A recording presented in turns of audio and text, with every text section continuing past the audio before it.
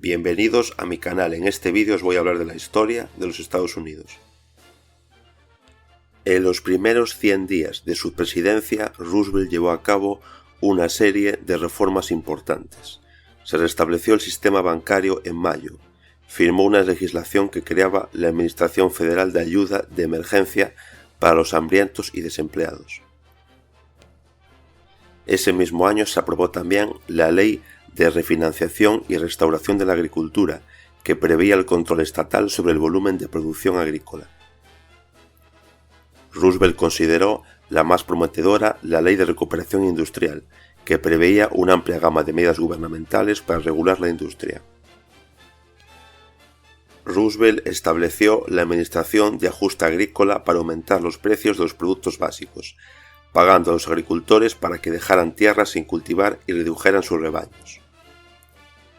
Fue diseñado para combatir la caída de los precios de los productos agrícolas y proporcionó compensaciones económicas a los agricultores que estaban reduciendo su superficie asignada a trigo, maíz, algodón y otros cultivos.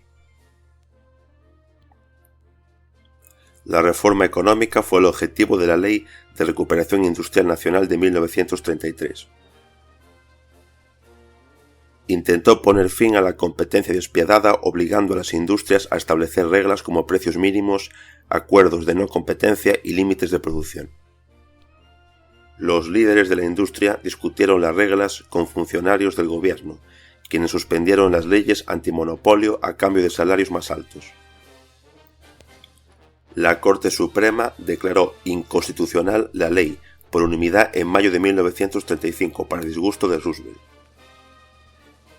El presidente Roosevelt reformó la regulación financiera al aprobar la ley Glass-Steagall, creando la Corporación Federal de Seguro de Depósitos para garantizar los depósitos de ahorro. La ley también limitó las conexiones entre los bancos comerciales y las empresas de valores. En 1934 se creó la Comisión de Bolsa y Valores para regular el comercio de valores y la Comisión Federal de Comunicaciones para regular las telecomunicaciones. La recuperación económica se logró a través del gasto federal, ya que la NIRA, acrónimo de la Ley de Recuperación Industrial, incluyó 3.300 millones de dólares equivalentes a 74.600 millones de dólares en 2022 en gastos a través de la Administración de Obras Públicas. Roosevelt trabajó con el senador Norris para crear la empresa industrial gubernamental más grande en la historia de Estados Unidos, la Autoridad del Valle del Tennessee, que construyó represas y plantas de energía contra las inundaciones y modernizó la agricultura y la vivienda en el empobrecido Valle del Tennessee. Sin embargo, los residentes locales criticaron a la Autoridad del Valle del Tennessee por desplazar a miles de personas por estos proyectos. El Servicio de Conservación de Suelos enseñó a los agricultores técnicas adecuadas de labranza, y la Autoridad del Valle del Tennessee convirtió a Roosevelt en el padre de la conservación de suelos. La Orden Ejecutiva 6102 declaró que todo oro privado de los ciudadanos estadounidenses debe venderse al Tesoro de los Estados Unidos, y el precio aumentó de 20 a 35 dólares la onza.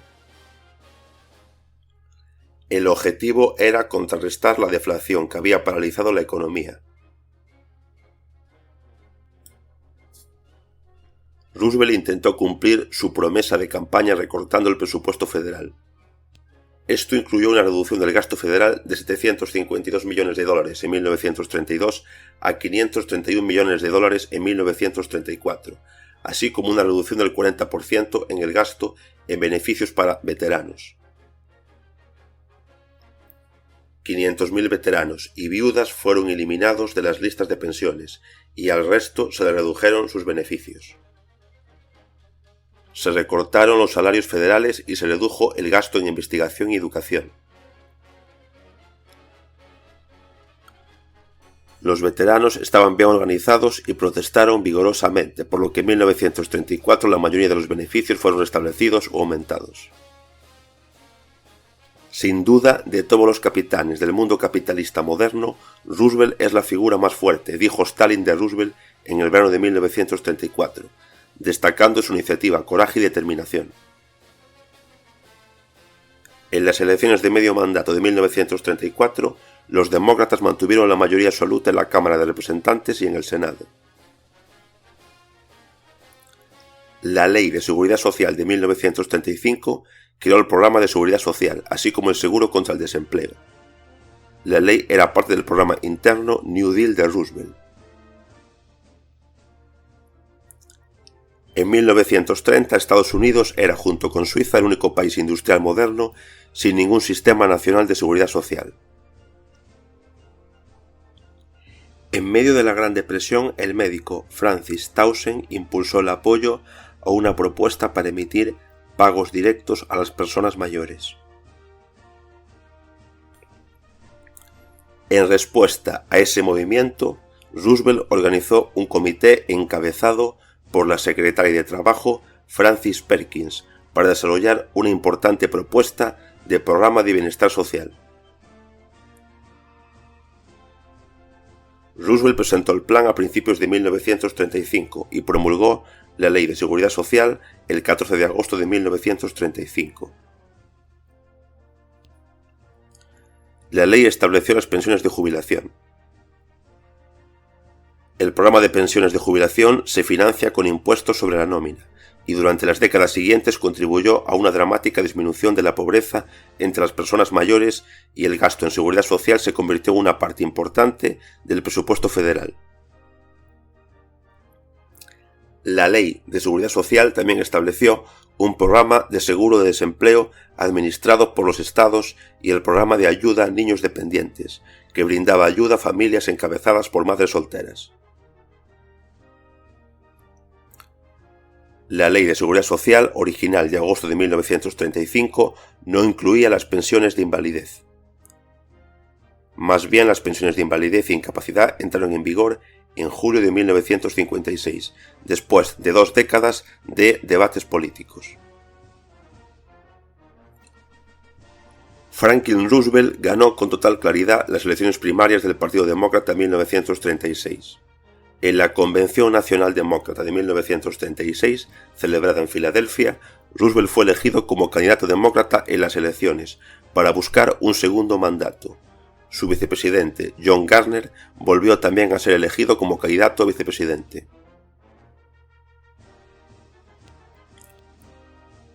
Las primarias del Partido Republicano las ganó el senador por el estado de Idaho, William Borah. En segundo lugar quedó el gobernador de Kansas, Alf Landon. La candidatura de William Borah encontró la oposición del liderazgo republicano conservador. Borah elogió a Roosevelt por algunas de sus políticas y criticó profundamente al Partido Republicano. En la Convención Nacional Republicana de 1936, celebrada en Cleveland, Ohio, fue elegido como candidato a presidente el gobernador de Kansas, Alf Landon, y como vicepresidente Frank Knox, de Illinois, que más tarde sería secretario de Marina del presidente Roosevelt. El 3 de noviembre de 1936 se celebraron las elecciones presidenciales con una participación del 61%. Roosevelt ganó las elecciones con una ventaja muy amplia al republicano Alf Landon. Los demócratas además conservaron la mayoría absoluta en la Cámara de Representantes y en el Senado. La victoria de Roosevelt en las elecciones de 1936 permitió a Roosevelt continuar las reformas y entre 1937 y 1938 mejorar la situación en las áreas de ingeniería civil, salarios y legislación laboral. Las leyes adoptadas por el Congreso por iniciativa del presidente fueron un experimento audaz de regulación gubernamental con el objetivo de cambiar el mecanismo de distribución de la economía y la protección social de la población. La renta nacional bruta en 1936 era un 34% mayor que en 1932 y un 58% mayor en 1940 en vísperas de la guerra. Es decir, la economía creció un 58% entre 1932 y 1940, durante 8 años de tiempos de paz, y luego creció un 56% entre 1940 y 1945 durante 5 años de guerra. El desempleo cayó drásticamente durante el primer mandato de Roosevelt.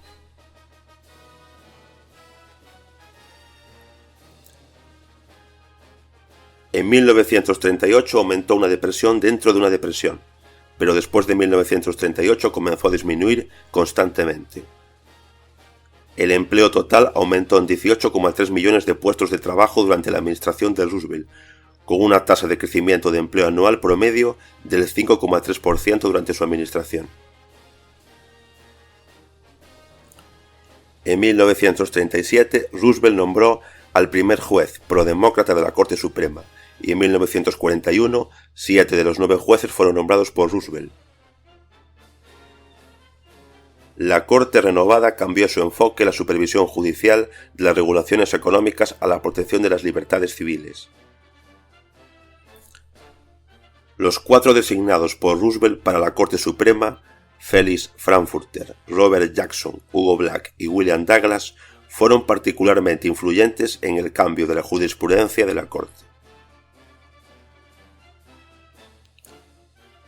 En su segundo mandato, Roosevelt pudo aprobar varias leyes, incluida la Ley de Vivienda de 1937, que proporcionó viviendas a familias de bajos recursos a cambio de un alquiler mensual muy bajo, la segunda Ley de Ajuste Agrícola y la Ley de Normas Laborales Justas de 1938, que fue la última pieza importante de la legislación del New Deal. La ley laboral prohibía el trabajo infantil, establecía un salario mínimo federal y exigía el pago de horas extras para algunos empleados que trabajaban más de 40 horas a la semana. En las elecciones de medio mandato de noviembre de 1938, los demócratas perdieron 6 escaños en el Senado y 71 escaños en la Cámara de Representantes. Cuando la Cámara de Representantes volvió a reunirse en 1939, los republicanos, bajo el mando del senador Robert Taft, formaron una coalición conservadora con los demócratas del sur, que eran más conservadores, y estaban en contra de las políticas de Roosevelt, impidiendo efectivamente que Roosevelt implementara sus propuestas internas. A pesar de su oposición a las políticas internas de Roosevelt, muchos de estos congresistas conservadores brindaron un apoyo decisivo a las políticas exteriores de Roosevelt, antes y durante la Segunda Guerra Mundial. La política exterior de Roosevelt antes de la guerra se distinguió por un lado por la flexibilidad y el realismo y por el otro por la inconsistencia y la extrema cautela. Una de las iniciativas de política exterior en los primeros meses después de la llegada de Roosevelt al poder fue el reconocimiento diplomático de la Unión Soviética en noviembre de 1933. En las relaciones con los países latinoamericanos se proclamó la política del buen vecino y contribuyó a la creación de un sistema interamericano de seguridad colectiva. Sin embargo, el temor por el destino de las reformas políticas internas y la renuncia a vincular a Estados Unidos con cualquier obligación en una situación internacional difícil contribuyeron al hecho de que la política exterior de Roosevelt era de naturaleza neutral. Como resultado de la no intervención en el conflicto ítalo-etíope de 1935 y la Guerra Civil Española, se impidió a los gobiernos legítimos comprar armas y municiones estadounidenses en la lucha contra las potencias bien armadas del eje Berlín-Roma. Solo en noviembre de 1939, cuando la guerra en Europa ya había comenzado, Roosevelt logró el levantamiento del embargo de armas y comenzó a aplicar una política de ayuda a los países aliados que luchaban contra el eje. El 16 de mayo de 1940, tras el ataque de Hitler a Francia, Roosevelt se sometió al Congreso para la aprobación de un plan para crear el complejo militar industrial más grande del mundo. En los meses previos a la Convención Nacional Demócrata en julio de 1940, hubo mucha especulación sobre si Roosevelt buscaría un tercer mandato sin precedentes. El presidente guardó silencio, incluso sus asesores más cercanos no sabían nada. La tradición de 2 mandatos, aunque no estaba consagrada en la Constitución, fue establecida por George Washington, cuando declinó postularse para un tercer mandato en las elecciones presidenciales de 1796. Roosevelt se negó a hacer una declaración definitiva sobre su deseo de volver a ser candidato e incluso dejó claro a algunos demócratas ambiciosos como James Farley que no buscaría un tercer mandato y que ellos podrían buscar la nominación demócrata. Farley y el vicepresidente John Garner no estaban contentos con Roosevelt, cuando finalmente decidió abandonar el precedente de George Washington.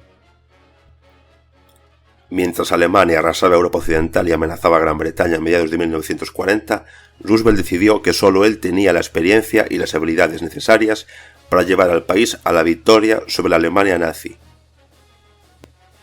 Fue ayudado por los jefes políticos del Partido Demócrata, que temían que ningún demócrata distinto a Roosevelt pudiera derrotar a Wendell Willkie, el popular candidato republicano. La Convención Nacional Demócrata de 1940 se celebró en Chicago, Illinois, del 15 al 18 de julio de 1940. La convención resultó en la nominación del presidente Roosevelt para un tercer mandato sin precedentes. Hasta aquel momento ningún presidente había estado más de 8 años en el cargo. El secretario de Agricultura, Henry Wallace, de Iowa, fue nominado para vicepresidente. Roosevelt fue nominado a pesar de que no se presentó a las elecciones primarias de 1940 del Partido Demócrata. En las elecciones primarias del Partido Republicano, el ganador fue el fiscal del distrito de la ciudad de Nueva York y luego gobernador de Nueva York, el republicano Thomas Edmund Debye. El senador por el estado de Ohio, Robert Taft, quedó en segundo lugar, y en tercer lugar quedó el abogado Wendell Willkie. Tras las elecciones primarias del Partido Republicano en 1940, a Thomas Debye se le consideró el favorito inicial para la nominación, pero su apoyo disminuyó a finales de la primavera de 1940, cuando la Alemania nazi invadió a sus vecinos, y los estadounidenses temieron verse arrastrados a otra guerra europea. Algunos líderes republicanos consideraban a Debye demasiado joven, a sus 38 años, solo 3 años más que la edad mínima requerida por la Constitución de Estados Unidos para ser candidato a presidente, y demasiado inexperto para liderar la nación en tiempos de guerra. Además, la postura no intervencionista de Debye se volvió problemática cuando Alemania conquistó rápidamente Francia y parecía dispuesta a invadir Gran Bretaña.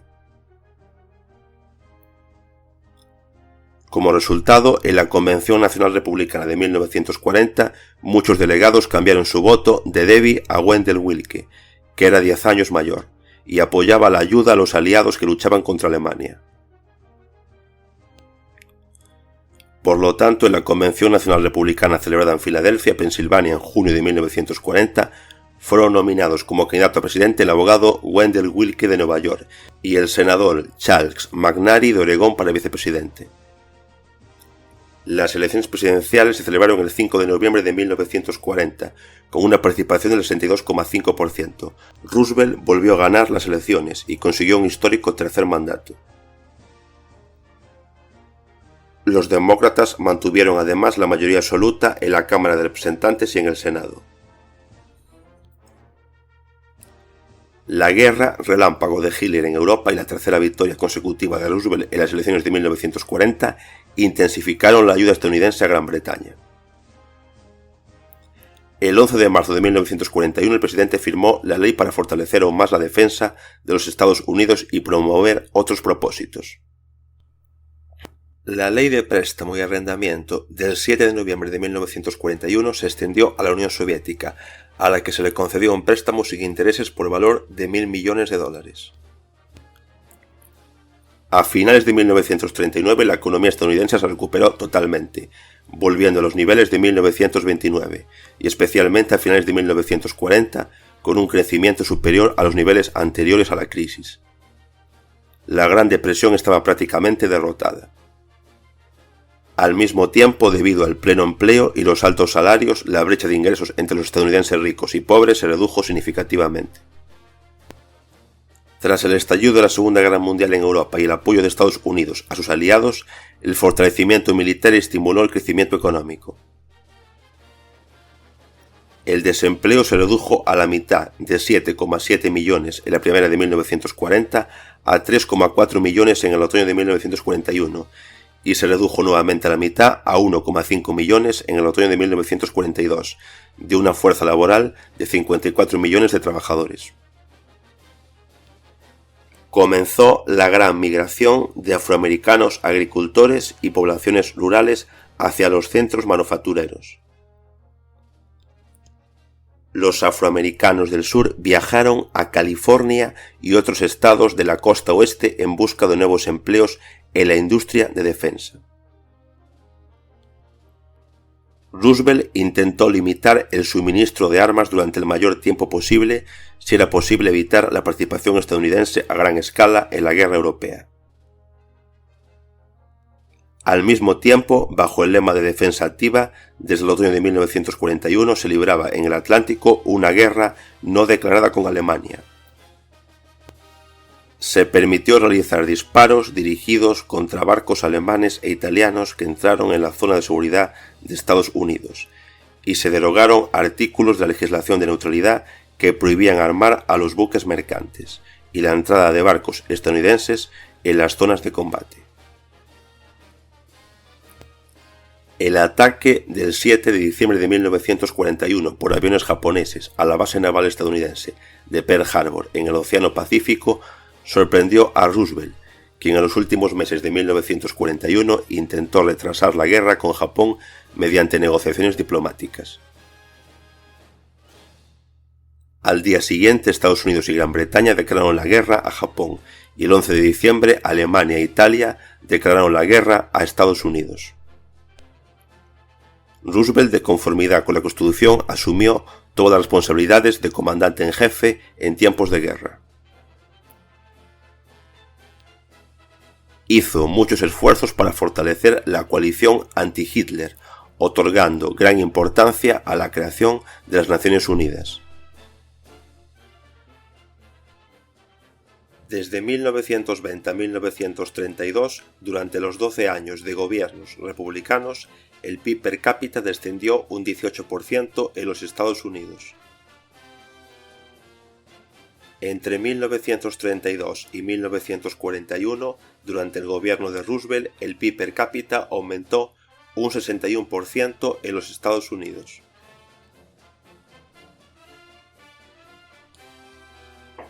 Aquí finaliza este vídeo. Gracias por haberlo visto y nos vemos en mi próximo vídeo.